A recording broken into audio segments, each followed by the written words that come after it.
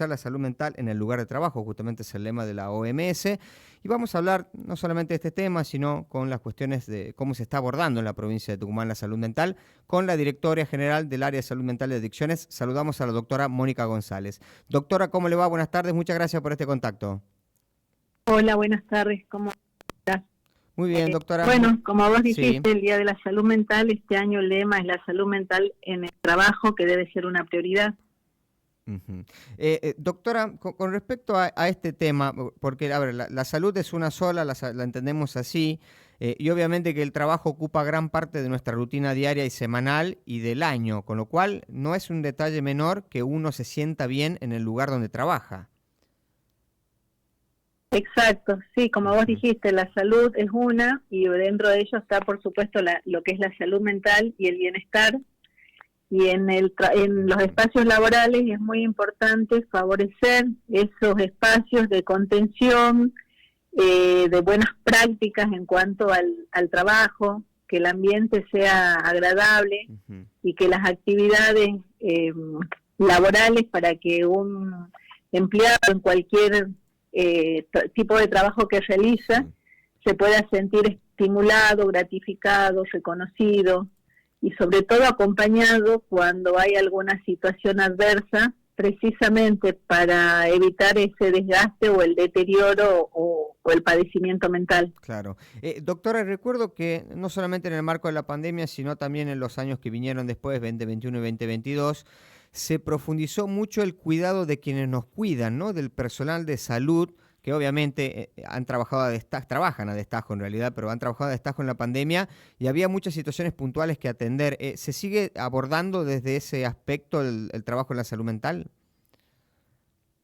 En realidad sí, durante la pandemia hubieron programas del cuidar al que cuida, porque precisamente el trabajador de salud pasaba situaciones adversas, de mucho estrés, de adaptarse a una situación nueva como lo que era enfrentarnos a una problemática desconocida como lo que era el COVID y ser, digamos, los recursos que teníamos que estar en primera línea. La verdad que sí fue muy difícil el proceso de adaptación porque al mismo tiempo, cuando todavía no había vacuna y cuando recién fue la primera etapa, la verdad que el rechazo que generaba también el transitar de una persona que venía de trabajar en salud, la población tenía miedo y bueno, y la verdad que se generaban situaciones de mucha adversidad para el trabajador de salud, además del estrés que veníamos teniendo cada uno en sus diferentes sectores de trabajo, ¿no? No, por supuesto. Ahí sí se puso en funcionamiento un programa del cuidar al que cuida, que bueno, estuvo también un tiempo post pandemia, pero bueno, habiendo superado quizás lo más cercano y a mediano plazo de lo que fue lo secuelar, por decirte de algún modo, de la pandemia, durante la pospandemia estuvo un tiempo, después ya es como que a cada uno se fueron dando altas, hay personas que continúan en un tratamiento ambulatorio o por ahí fueron derivados a un efector más cercano, digamos, al domicilio o al efector que elija, digamos, dentro también de su cobertura social al paciente que lo necesite. Claro. Doctora, ubicándonos ya en población en general, ¿cuál crees que es el desafío más urgente que hay que atender desde, obviamente, el área que le toca encabezar? Bueno, en este momento es poder trabajar con factores salutogénicos, cómo poder, de algún modo, difundir a la comunidad y ante las diferentes situaciones sociales, económicas, laborales que se viven, porque bueno, la verdad que se vienen atravesando situaciones complejas a nivel mundial, no es a nivel país o provincial, hay situaciones que se vienen reflejando a nivel mundial, pero bueno, es muy importante tanto ustedes como comunicadores sociales, como los equipos de salud, de poder dar una pronta respuesta, de poder habilitar, digamos, las agendas para que la persona que está teniendo algún padecimiento o algún cambio en su estado de ánimo pueda consultar a la brevedad para que busque ayuda. Hay una línea de salud mental que es la línea 135. Es una línea que recibe las urgencias de salud mental, Por ahí las ideas de desesperanza, los estados de angustia, los cuadros depresivos, las crisis vitales que a veces generan mucha angustia. Bueno, hay una línea telefónica que ayuda, digamos, acompaña, hace una contención y de ahí acompaña hacia una derivación a un efector más cercano al domicilio para que la persona sepa que hay psicólogos en todos los CAP y que pueden recibir, digamos, una primera escucha y un tratamiento adecuado en función al cuadro que está teniendo o a la patología que pueda tener, alguna patología de base. Claro, espectacular. Doctora, con respecto a... Hoy estamos hablando mucho, por suerte, ¿no? Digo, hablando mucho de salud mental, de cómo cuidarla, de derribar ciertos tabúes, ¿no? Hasta no hace mucho hablar de salud mental estaba, y lo quiero decir mal y pronto, pero estaba como supeditada para ciertos locos, porque esa era la definición que se utilizaba. ¿Dónde empezó a cambiar el paradigma de empezar a contemplar la salud mental desde otra visión?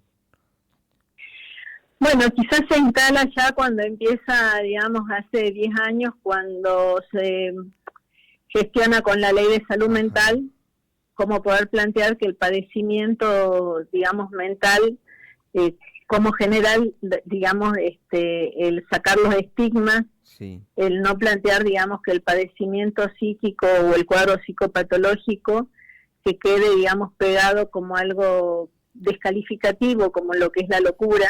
Sí. Poder reconocer que hay enfermedades mentales y que así como hay enfermedades del corazón, enfermedades endócrinas, también el psiquismo se enferma y son las patologías crónicas que tienen que ver con las enfermedades mentales, que son enfermedades crónicas, sí, pero no se debe quizás con eso ni prejuzgar ni descalificar a la persona que tiene un padecimiento psíquico. Claro, claro. Doctora, y en esto el rol del sistema público de salud es fundamental, sobre todo en momentos también donde la medicina prepaga y las obras sociales en algunos casos están haciendo agua con el tema de la cobertura, ¿no? Hay muchos psicólogos que han dejado de atender obras sociales y prepagas y obviamente lo hacen particular. Ahí reforzar el sistema de salud pública es un desafío y una necesidad. Sí, en realidad se viene reforzando en la medida de lo posible con los recursos tanto sobre todo de psicología. Sí. Se viene en algunos efectores, como el Hospital de Clínicas hoy ofrece terapia grupal. Las coberturas se han ampliado, hay atenciones a la mañana y a la tarde en los diferentes efectores de salud. Y sobre todo, bueno, también favorecer actividades que sean saludables, como lo que es, digamos, la buena alimentación, las actividades físicas, los espacios saludables, además de ir acompañados de un tratamiento psicopatológico, ya sea desde el área de psicología o de psiquiatría. Sobre todo saber que el poder hacer una consulta al psicólogo no quiere decir que uno esté loco, como vos decías, claro. Sino que poder buscar ayuda a tiempo, de algún modo disminuye el tiempo del padecimiento o de la angustia o de creer que no encontrar una solución a la crisis que pueda estar viviendo la persona. Claro, claro. Poder acercarse a un efector de salud mental es empezar a hacer un proceso psicoterapéutico para poder tratar esa sintomatología que tiene o poder detectar si hay un cuadro psicopatológico de base que pueda tener el tratamiento, el acompañamiento, la psicoeducación, el poder trabajar también con la familia, porque es muy importante que la familia pueda adherir y acompañar al tratamiento a esa persona que está teniendo un padecimiento y un cuadro psicopatológico. Claro. Doctora, hay algo que me ha gustado mucho, mientras buscaba información, leía un comunicado de la OPS, ¿no? La Organización Panamericana de la Salud, que básicamente el título era "Todos podemos ser agentes de cambio". Tiene que ver con esto que nos decía, el acompañamiento de la familia, pero esto de no estigmatizar y tratar de acompañar al que tiene un padecimiento.